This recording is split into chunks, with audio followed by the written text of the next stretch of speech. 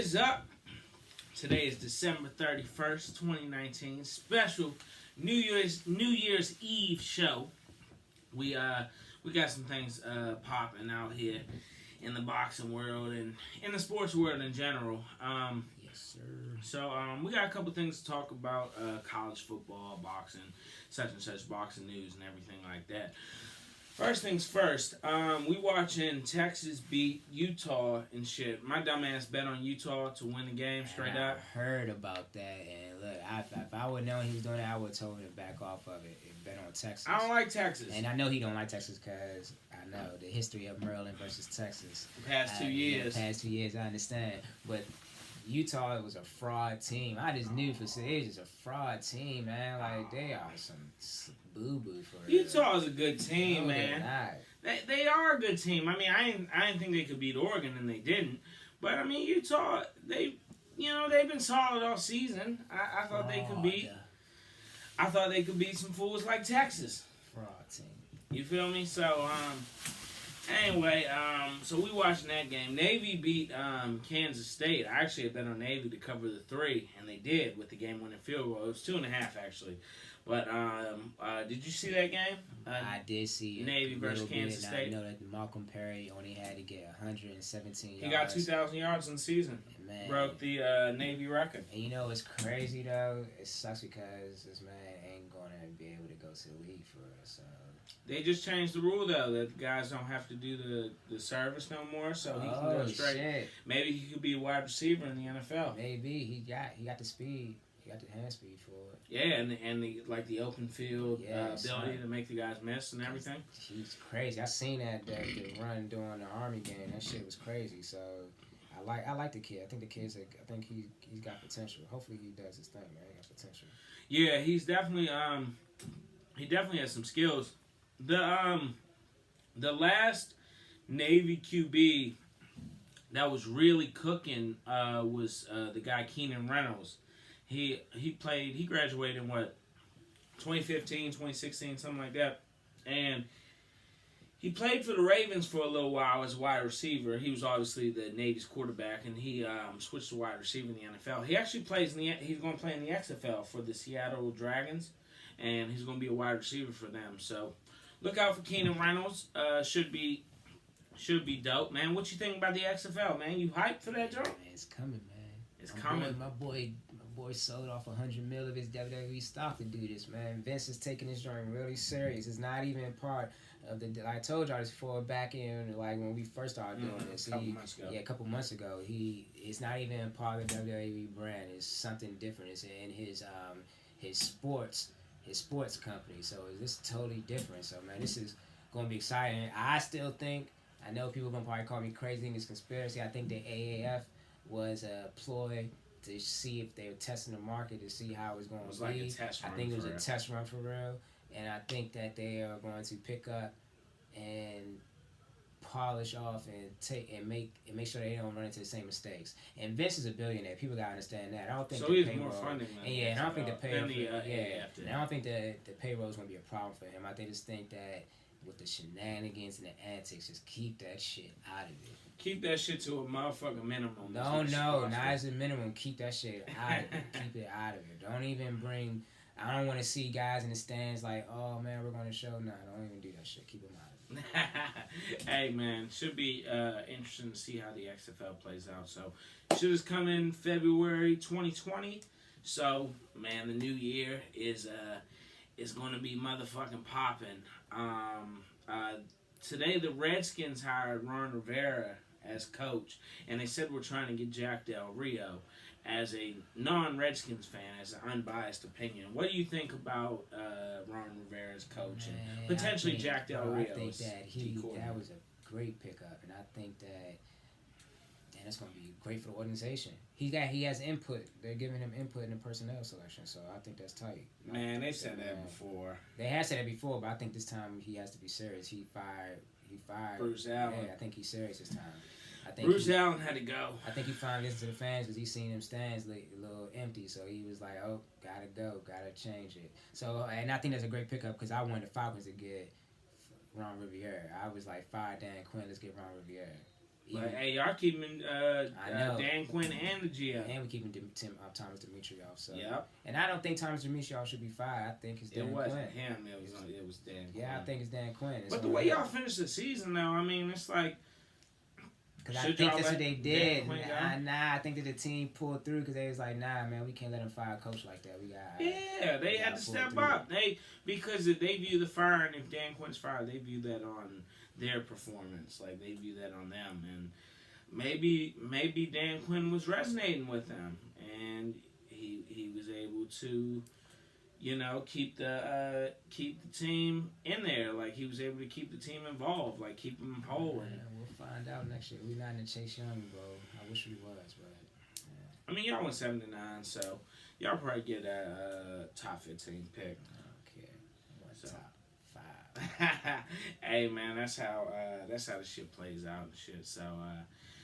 Anyway, man, just some crazy dealings in the NFL. I actually wanted the Redskins to get the Chiefs offensive coordinator, Eric Bieniemy. That's who I wanted. And Urban Meyer is team president at the least. And so I don't know how this whole situation is going to play out, but hopefully it plays out how it's supposed to. So, but yeah, anyway, it's 30-minute show, just a special, before New Year's and shit. We might even do the show tomorrow. Because I don't know if Jordan's working, but I'm not working. I'm actually off and shit the next 2 days, or today and tomorrow. So, anyway, maybe we might even do the show tomorrow. Who knows? We'll see how everything goes. But did you see? I actually had shared on Facebook though that they were saying that Frank Warren was like he wants Josh Warrington to come over and fight. What's his name? Fight Shakur Stevenson and shit. They'd be open to coming to the U.S. What do you think about that, man? Josh Warrington's a good fighter. I think it will be a great fight. I think it will be the first real test for Shakur Stevenson, and I think that it will show if Shakur Stevenson is ready for the big time. That's what I think. I think that if he can beat Josh Warrington, if he can beat Josh Warrington, I think the sky's the limit. Yeah, absolutely. He can. He can definitely, I think it will definitely increase his stock. And Josh Warrington, I mean, it will be a big opportunity to come over to America, come over here and fight. Now he's got American eyes on him, I mean, I'm pretty sure he has American eyes on him now, but he's going to be broadcast at a broader view, so people are going to be able to see his talent, his skill on a broader view. So. Yeah, people are going to know who he is, like, kind of appreciate him more as a fighter and stuff like that. And it's bigger exposure, boxing's probably bigger over in England than it is here, but the thing about all the people we have here and the market that we have here, that's why the guys want to come over and fight in America, because they want to get known to an American audience. Because, it's one thing in England to be known, and I mean, that's dope to be known in your home country and everything like that, but I feel like when you can get that American spotlight kind of on you, or you can potentially become a household name in America, that should change the game. So, it should be interesting to see what happens. They were saying that, not Eddie Hearns, but Bob Arum was saying that he thinks, and I mentioned this last show, that he thinks Lomachenko and Teofimo should fight in like April. Man, what you think about that joint, man? Like, what do you think the odds are for that fight, though? Like, I think the odds, if Teofimo doesn't have a mandatory, and if Loma doesn't have a mandatory, I think the odds are very likable. I think they want to fight each other. They've been talking shit about each other for the last couple of months here. Teofimo's camp's been calling him out. Lomachenko's been saying, like, who's this guy fought? I mean, he just fought with Jacoby and just beat him in style. And he knocked him out second round, beat him in style. So I think that would be a good fight. And I think that it's a likely fight to happen in 2020. And they're saying like April. It's a likable fight to happen. I'm telling you right now. I'm saying, like, when I was saying the odds, I mean, what do you think? Like, if and when they go against each other, what do you think the odds for the fight are? Like how would you favor? Like, Lomachenko's at 3-1. Is a 3-1 favorite. I think Lomachenko will be a 3-1 favorite just because you gotta give respect to the pound for pound king. That's what I think. So like 75-25, you going for Loma? Yeah. 75% chance he wins. Yeah, because Lomachenko's a pound for pound king. He's not pound for pound for no reason. Nah, I feel that. I feel He's that. not pound for pound. Much respect to Teofimo because Teofimo got he knocked out Richard Comey and he knocked Beat his his ass out. motherfucking ass. But Lomachenko's a pound for pound king for a reason. Yeah, We'll find out. Lomachenko is a motherfucking dog, and that's my favorite fighter, or who I think is the pound for pound best fighter, is Lomachenko. But I'd actually go a little bit lower. I think it's probably like 65, 35. I mean, I give Lomachenko the advantage, but man, Tiafoe was a bad motherfucker though. So we'll see. We'll see how she all plays out. Should be a very interesting fight and whatnot. So I'm definitely excited for that joint. I can't wait. That should be a dope ass fight. We didn't mention last show that it was confirmed February 22nd. Deontay Wilder is fighting Tyson Fury. We've talked about it plenty on the joint, but kind of give the fans your thoughts on it again. I mean, just kind of reiterate about what Tyson Fury firing his trainer, what happened last fight against Otto Wallen, cutting his eye real bad.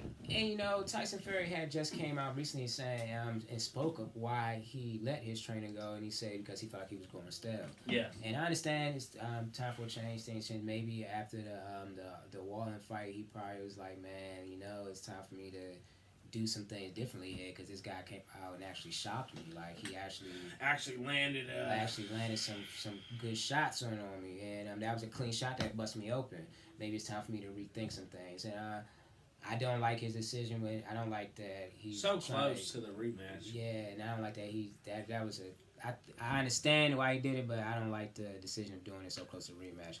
I don't like that he's getting involved with the WWE. I understand. I mean, I liked what was going on, but as a boxing fan, it's like, come on, man, you got other things to focus on. You got a rematch with Wilder coming up. What are you doing this for? It's like, are you focusing on this fight? Then I know he came out and said that Wilder is afraid of something, or Wilder because he's not out here talking and anything like that. He's not saying something. I think that's a scary thing to see. Wilder's focused. I think that's what I'm saying. I think that's a scary thing because if Wilder's not talking shit, that's a bad thing. I think that training. Yes, and I think that Fury needs to stop running his mouth, and I think he needs to get in the gym too. Because last fight they fought, he looked a little bit fat in the back too, man. He had a little back rolls back there, man. He was doing good, man. I mean, obviously, I actually had Fury winning the fight, 114, 113, but it was a close-ass fight. A lot closer than I feel like people give it credit for. People were so quick to dismiss that. Oh, Fury won. Bro, he barely pulled that shit out and got up by the grace of God from a mean-ass right hand. Like, you don't think Wilder's going to figure it? And I'm not saying you, but I'm saying, like, in general, the public doesn't think Wilder's going to figure that shit out, like, figure him out earlier than he did in the first fight. Yeah, because once you've seen a guy 12 rounds, and you've actually know what he brings to the table, because it's one thing to see it on tape, but it's another thing to actually go out there and do it, and actually nearly get the job done in the 12th round. I mean, he's seen this shit before. He knows what to expect from Tyson Fury, and if Tyson Fury doesn't bring his A game, and I feel like in the first fight he brought his A+ game. I mean, if Tyson Fury isn't bringing his best fight, I think Wilder can beat him. Like, I really do. I think so too. It took him 12 rounds. To me, it took him 12 rounds to really figure him out, figure his movement out, and he was able to get that one nice shot. He knocked him down twice though, but that 12th round knockdown was that vicious Wilder knockdown that we know, the one that he hones in on, and he just boom and cracks you. It took him 12 rounds to get that one in the first fight. I agree with John. I think he's going to find that joint out in the first 5 rounds if Tyson Fury isn't careful. Because I think Tyson Fury's going to take him likely. Tyson Fury's talking about he's going to beat on him. Tyson Fury said he was going to knock him out. Man, that's some big words. All that disrespect to a guy because he isn't technical, because he isn't this, or because he isn't that. It's like when you actually go through something and have actually faced it once, you know what to expect. You know what Tyson Fury, like I said, what he's bringing to the table. And so, as in Wilder's position, he has to figure out what he needs to do to get the dub. Like, he needs to figure out what he where he went wrong last time, or why things took so long, or why shit ended the way it did in the fucking draw. Like, nah, bro. I mean, I think now Wilder has a good idea of what Fury, has as a fighter. What qualities he has and is going to bring to the ring. And hey, man, I hope Wilder's in sparring right now.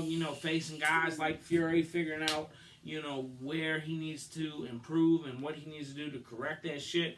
And I think Fury's getting knocked the fuck out in like 6 rounds. I think Fury's going to have a long night. I'm telling you right, or a short one, but it's going to be a rough one for him because Wilder has taken some tough fights in between too. And a lot of tougher fights than Fury's taking. And that's what I'm saying.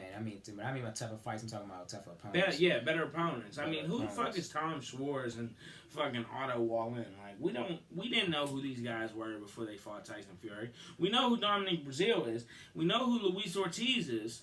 I mean, I think the fights in between kind of speak for themselves. And Banners be fronting, talking about, Anthony Joshua, because he's a big star in England. You gotta understand, boxing's a bigger sport in England. That's just the reality of the situation. If you turn on ESPN Monday through fucking Friday, you know what I'm saying, Monday through Sunday, how much do they talk about boxing? About 5 minutes a week on average? And so, when that's the case, or you're not like this big superstar like Floyd Mayweather is, who had the big fight with Oscar De La Hoya, who De La Hoya was a household name. I mean, it's tough. It's tough. You're not going to be a big star in America, especially with kind of Wilder's technique and how he does things. I mean, this motherfucker ain't Mike Tyson. Because peers don't. I'm pretty sure peers. Peers hate Wilder. Peers hate Wilder's guts. Like, they don't like him. And that's what you got to think about in America. That's what the main focus of the boxing fans. Old heads who are boxing purists. Absolutely. So Bird Sugar would hate Wilder. He would talk so bad about Wilder, like shit wouldn't even be funny. But the thing is he knocks fools out. He gets the job done. And like people forget, Wilder's 6'7", like, and is athletic as a motherfucker. He's never been knocked down before, like ever. Like, and I understand he's facing bums or some guys, or guys who were bakers or taxi cab drivers, whatever the case may be. But doesn't he always get the dub? Doesn't he always win? And fools talk about when he won the title, he should have fought Charles Martin, who Anthony Joshua fought and knocked him out like second round. Charles Martin fucking sucks. Like, who the fuck is Charles Martin? Like, this motherfucker.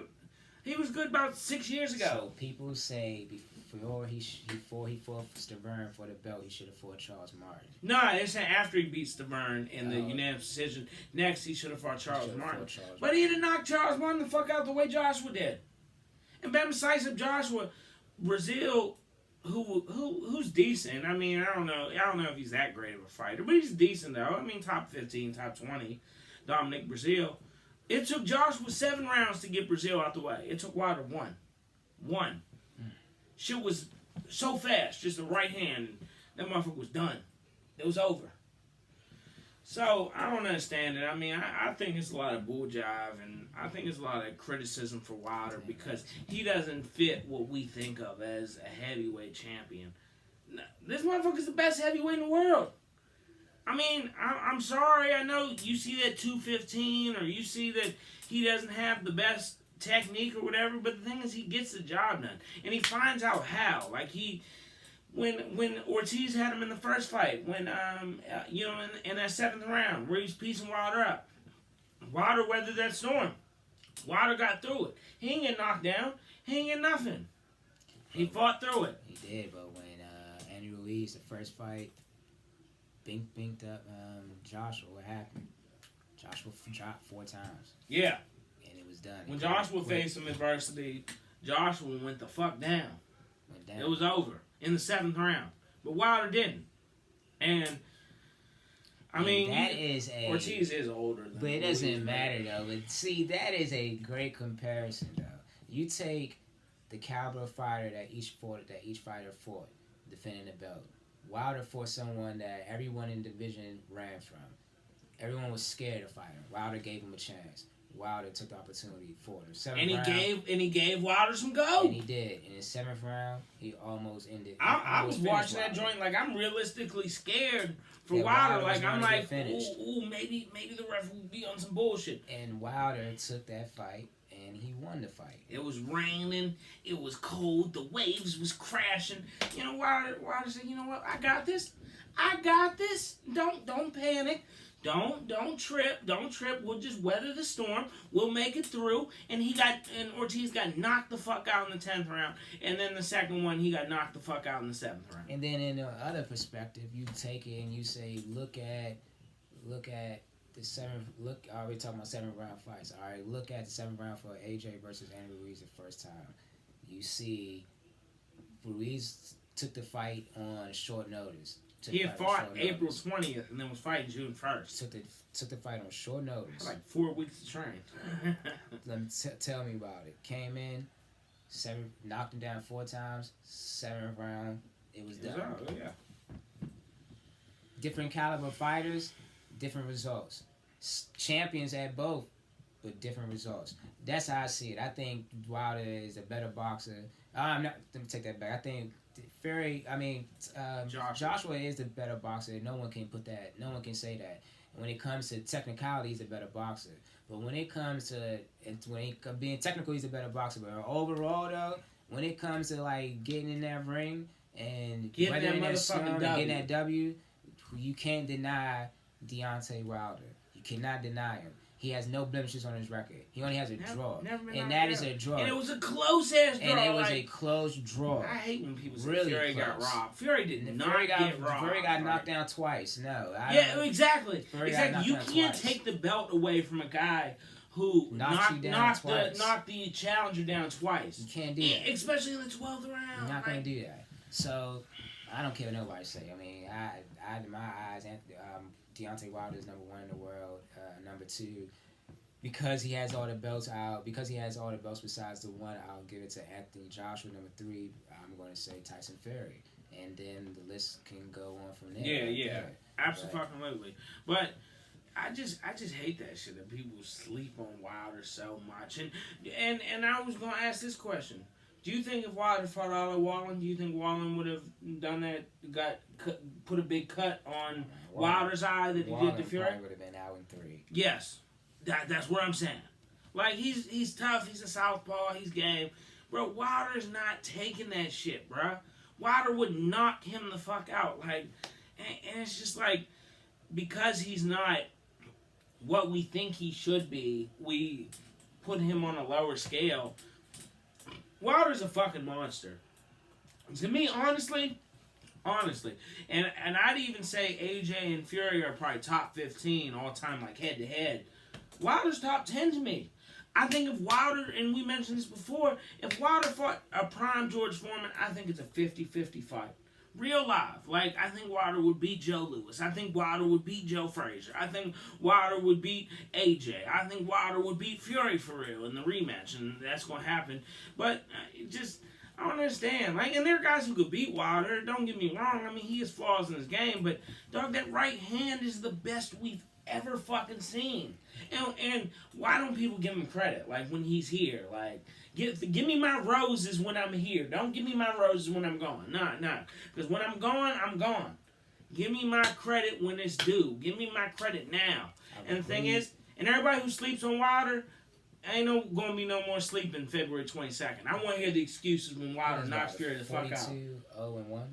40, I think it's 41-0-1 with 40 knockouts. I really hope Wilder's able to go 50-0.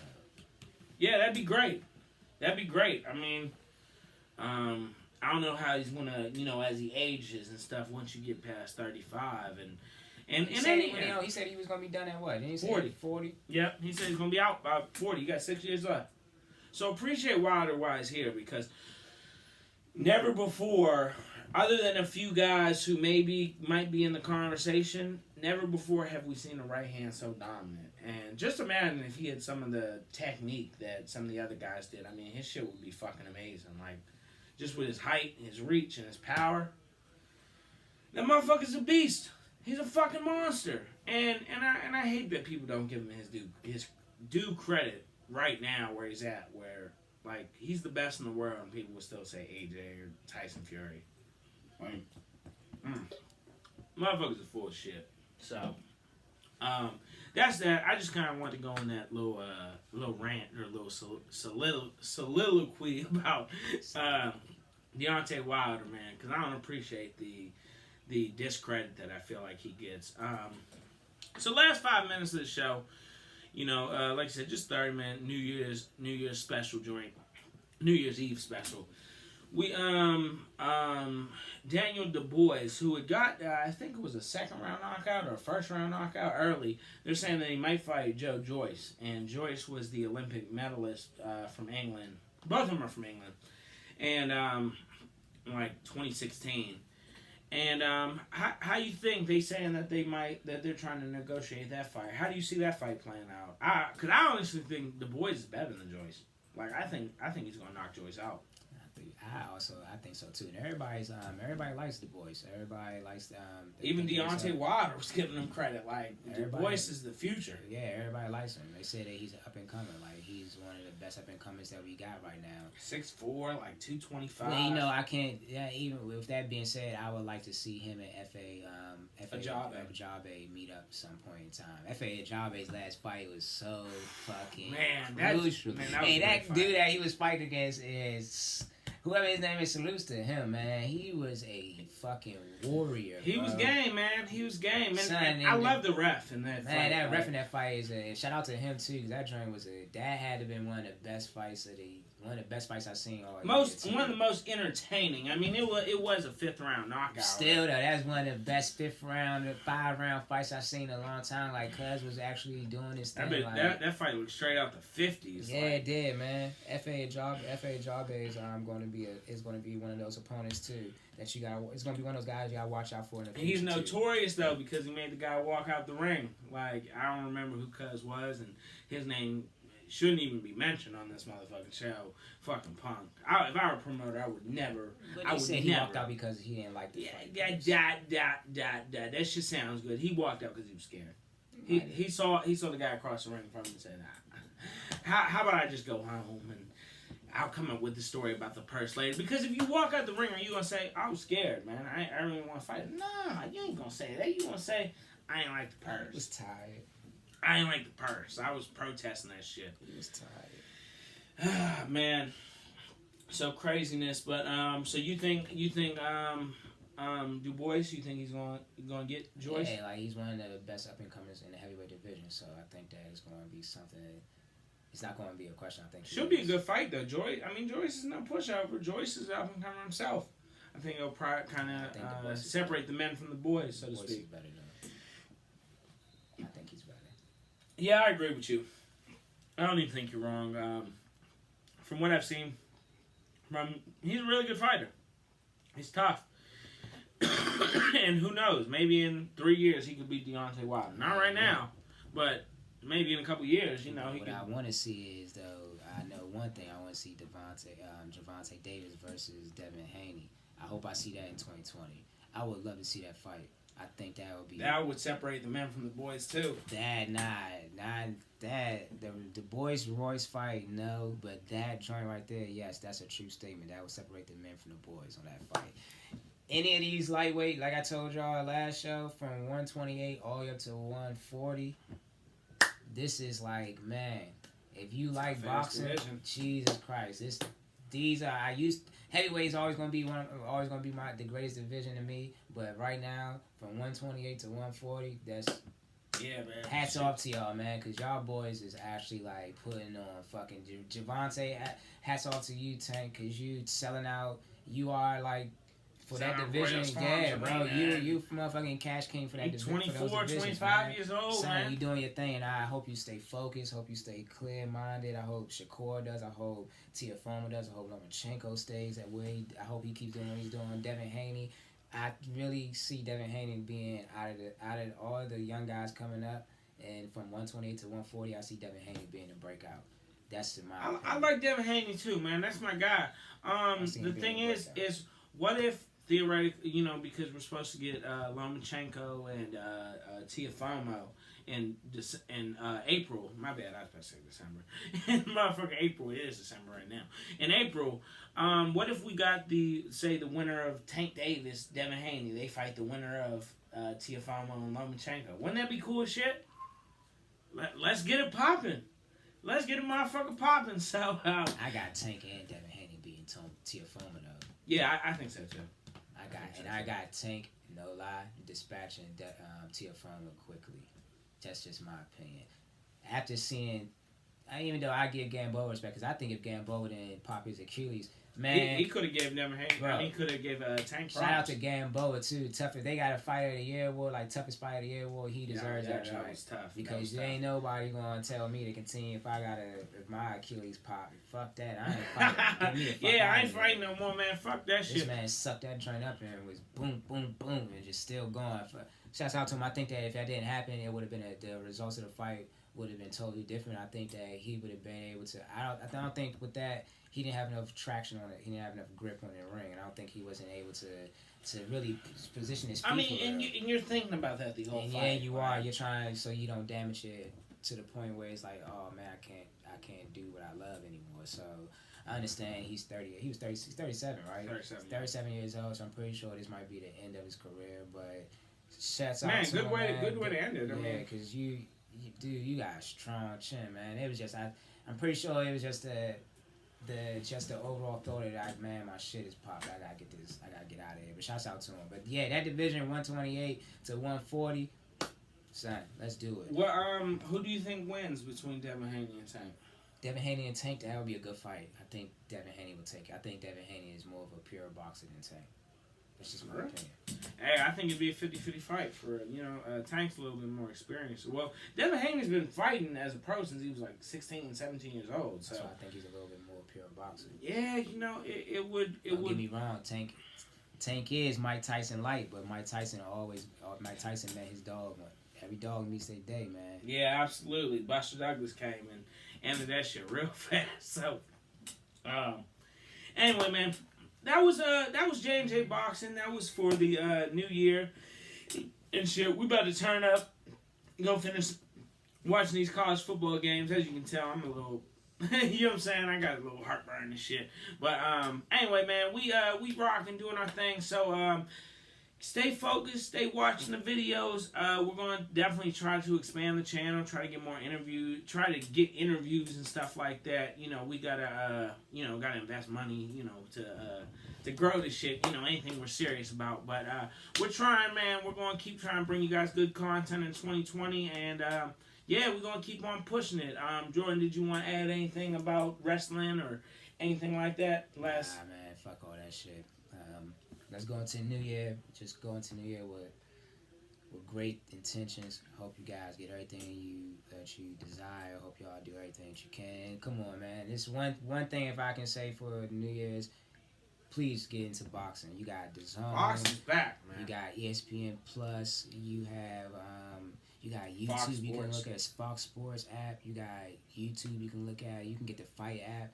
They got boxing matches everywhere. Boxing is making a comeback, man. If you're not going to look at it for the boxers that are boxing, I know they got these YouTube guys out there boxing now. I mean, look at them. I mean, might as well pay attention to them and pay attention to the guys that are on the undercard that are fighting the co-main events for these guys, because these are real boxers, the ones that gave them this platform so they can box on this joint, man. But yeah, absolutely. Just watch boxing and continue to support the sport, man. We want to keep boxing. Yeah, man, and that's the main goal, is we want to try to help grow the sport. That's the thing, is because we love the fight game, man. We love boxing, man. That's like, to me, that's the best combat sport. I love guys throwing them with their hands and all the strategy, and you got to go 36 minutes. You got to be tough. You got to have endurance. And it's a great fucking sport. So continue to watch, continue to support, and anyway, yeah, man, let's make boxing even bigger in 2020. Make boxing great again. Yes, let's make boxing. America's good too, but let's make boxing great, because that's on the worldwide stage. Bagger, motherfucker. Yeah. Oh, whatever the fuck, man. Make boxing great again. have a little bagger, motherfucker. There you go. That's right, Nate Boston better, man. Hey, so like, share, subscribe, all that good shit, and make sure to keep your motherfucking guards up. Yes, please, and make sure you hit that bell at the top so you can be notified when we load up new episodes. And yeah, y'all have a good one. Stay blessed up, and make sure. And have a good fucking 2020. Yes, have a good 2020. Bring it in, man. All right, we out.